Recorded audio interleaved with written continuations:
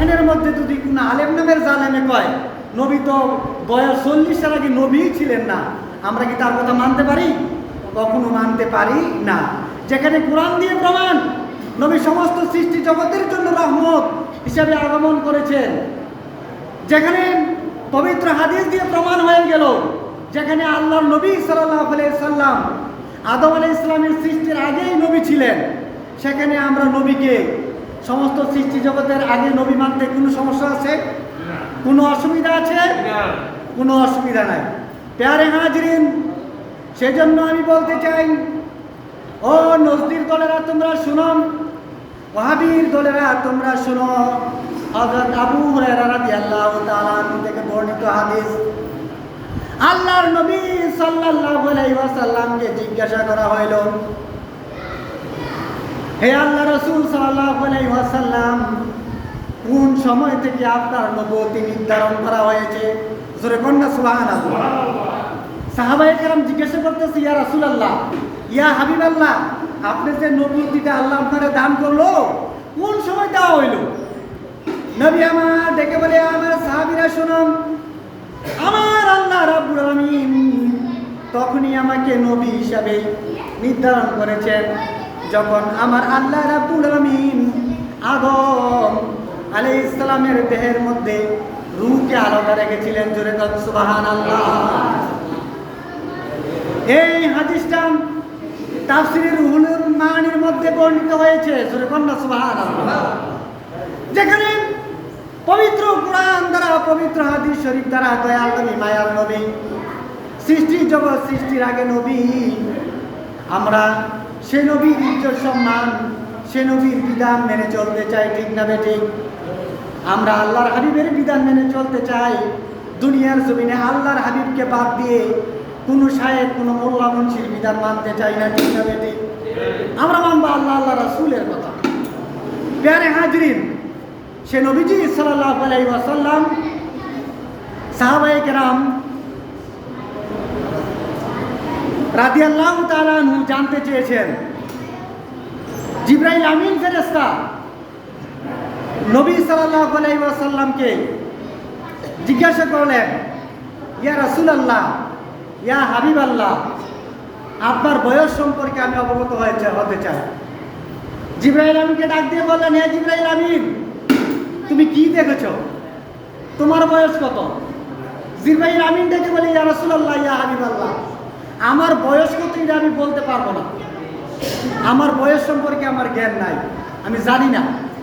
এবার নবীজি ডাক দিয়ে বললেন, হে জিবরাইল, তুমি কিছু নিদর্শন বলো। জিবরাইল আমিন ফেরেশতা ডাক দিয়ে বলে, ইয়া রাসূলুল্লাহ, ইয়া হাবিবাল্লাহ, চতুর্থ আকাশে একটা তারকা উদিত হইত। এই তারকাটা উদিত হইয়া ৭২,০০০ বছর থাকতো। জোরে কন্যা সুবহানাল্লাহ। কয় বছর থাকতো? ৭২,০০০ বছর। আমি এই তারকাটাকে ৭২,০০০ বার দেখেছি। জোরে কন্যা সুবহানাল্লাহ। মতান্তরে এই তারকাটা ৭০,০০০ বছর থাকতো, আর আমি ৭২,০০০ বছর দেখছি। জোরে কন্যা সুবহানাল্লাহ। তাহলে একবার অস্ত যায় ৭২,০০০ বছর থাকে, আবার ৭২,০০০ বছর পরে উদিত হইলে তিনি আবার ৭২,০০০ বার দেখে, এভাবে দেখছে ৭২,০০০ বার। তাহলে আমাদের নবীজির বয়স কত হইতে পারে? জিবরাইল আমিনের বয়স কত হইতে পারে? হুজুর এর বেশি আর আমি জানি না। তুমি যে তারকাটা দেখছো চতুর্থ আকাশে, এখন কি ওই তারকাটা দেখো?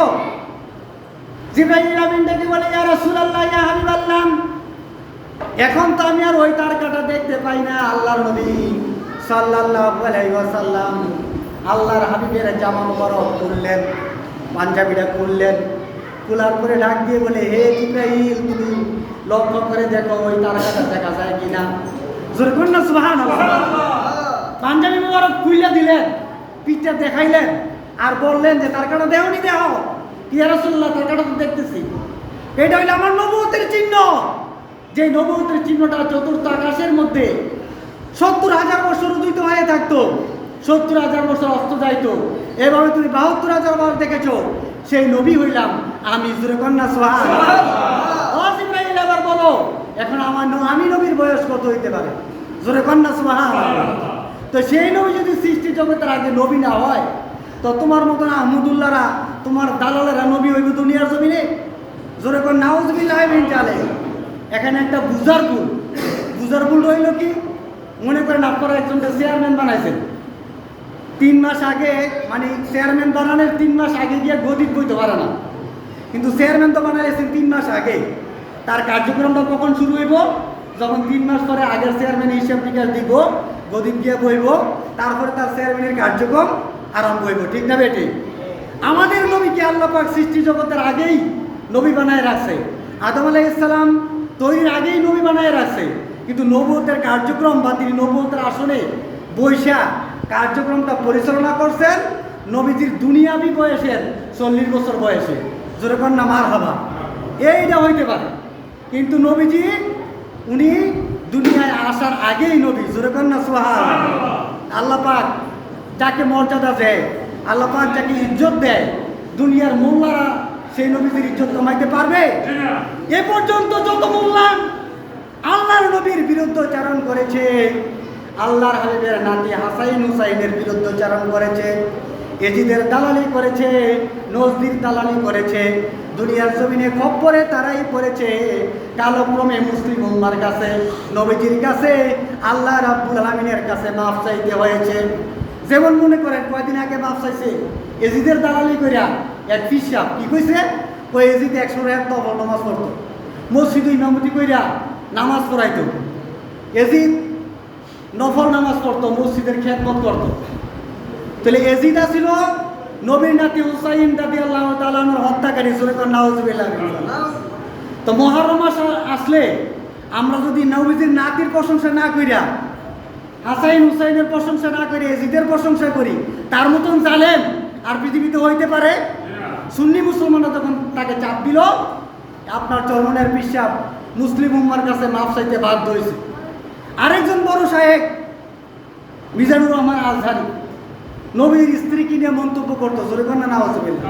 কি মন্তব্য করতো? নবীর স্ত্রী তো মা খাদিজা ভার্জিন ছিল না, ইনটেক ছিল না, 2 বিয়া বইছে আরো আগে, এরকম ভাবে ব্যাঙ্গাইতো। যখন মুসলমানরা তাকে চাপ দিয়ে ধরছে, সুন্নি মুসলমানরা দমকল শুরু করছে, আর আমাদের মা খাদিজাতুল কুবরার সাথে বেয়াদবি করার কারণে তার ঈমান চলে যাওয়ার ফতোয়া দিতেছে, তখন সে মুসলিম উম্মার কাছে মাফ চাইতে বাধ্য হয়েছে, যেটা আপনারা ফেসবুক, ইউটিউব, বিভিন্ন গণমাধ্যমে দেখেছেন। এখন আবার কিছুদিন আগে একটা মাস ছিল আহমদুল্লাহ, তো নবী তো 40 বছর বয়সের আগে নবী হয়েছিল না।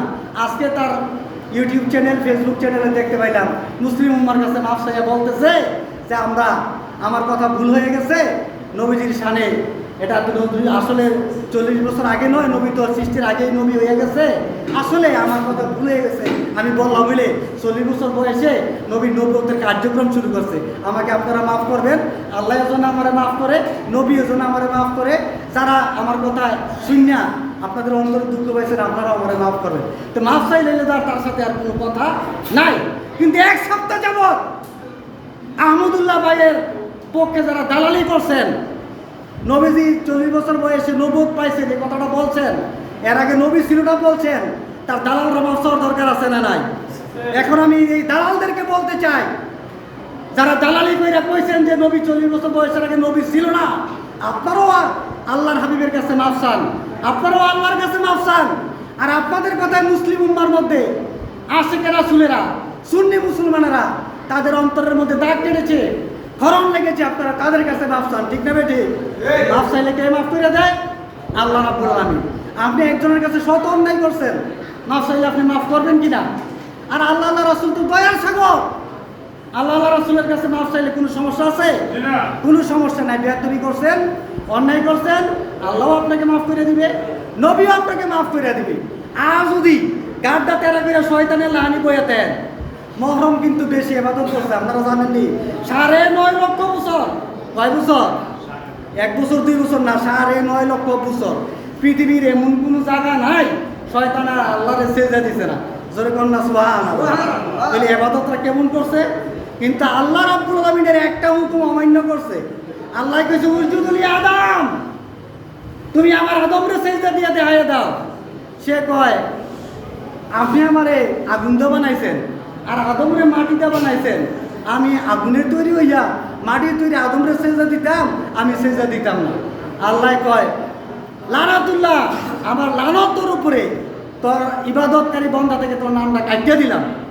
তাহলে তার 9.5 লক্ষ বছর ইবাদতের বাদ হয়েছে কিনা? বাদ হয়ে গেছে।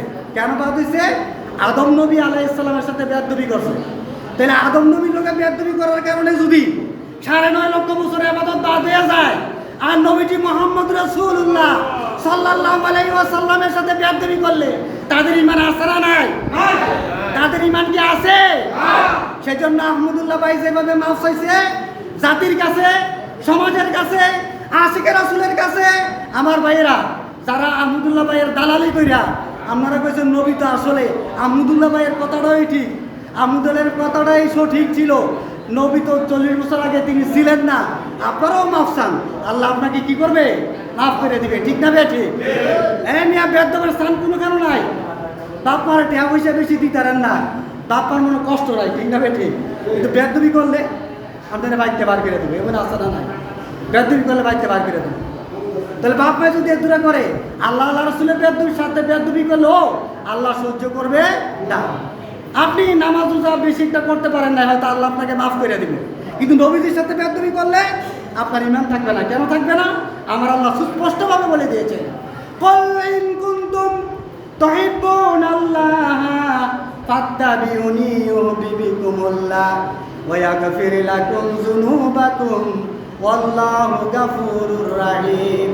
কুল, হে আমার হাবিব বলে দেন আপনার উম্মতদেরকে, ইন কুনতুম তুহিব্বুনাল্লাহ, যদি তোমরা আল্লাহকে ভালোবাসতে চাও, ফাত্তাবিউনি, আমি নবীর অনুসরণ করো, ইউহিব্বুকুমুল্লাহ, তাহলে আল্লাহ তোমাদেরকে ভালোবাসবেন, ওয়া ইয়াগফির লাকুম যুনুবাকুম, তোমাদের জিন্দেগীর সমস্ত গুনাহগুলি মাফ করে দিবেন। জোরে কন্যা সুবহানাল্লাহ। তাহলে নবীর ভালোবাসা থাকলে আপনি গুনাহ মাফ পাইবেন, আর সেই নবীর সাথে বেয়াদবি করলে আপনার তো আল্লাহ গুনাহ মাফ করতোই না, নবীর উম্মতের দরজা থেকে আপনার নামটা বাদ হয়ে যাবে। ঠিক না বেঠি? সেই জন্য আপনি গুনাহগার হইতে পারেন, নামাজ পড়ছেন না গুনাহ করছেন, রোজা রাখেন না গুনাহ করছেন, মা বাবার খেদমত করেন নাই গুনাহ করছেন, কিন্তু দয়াল নবীর সাথে বেয়াদবি করছেন, আপনার নামাজও বাদ, রোজাও বাদ, যত রকমের ইবাদত আছে সবগুলি বাদ। ঠিক না বেঠি? এই জন্য আল্লাহ রাসূলের কাছে, আল্লাহর কাছে, রাসূলের কাছে মাফ চাইলে কোনো সমস্যা নাই। আমার আল্লাহ তো বইলেই দিছে, তোমরা আমার কাছে মাফ চাও, আমি তোমাদের গুনাহ মাফ করে দিব। ইস্তাগফির, তোমরা মাফ চাও, আমার কাছে দোয়া করো, উদুনি আস্তাজিব লাকুম, মাফ চাইয়া চাইয়া আমি আল্লাহর কাছে দোয়া করো, আমি তোমাদের দোয়া কবুল করে নিব, তোমাদের গুনাহগুলি মাফ করে দিব। জোরে কন্যা সুবহানাল্লাহ। ইন্নাল্লাহা গাফুরুর রাহিম, আল্লাহ ক্ষমাশীল এবং দয়াময়। তা আল্লাহ রাব্বুল আলামিন যেন আমাদেরকে নবীর ভালোবাসা নিয়ে, আল্লাহ আল্লাহ রাসূলের ভালোবাসা নিয়ে জিন্দগি করার তৌফিক দান করে। সবাই এখন আল্লাহুম্মা আমিন। ওয়া আখিরু দাওয়ানা আলহামদুলিল্লাহি রাব্বিল আলামিন। আসসালামু আলাইকুম ওয়া রাহমাতুল্লাহি ওয়া বারাকাতুহু।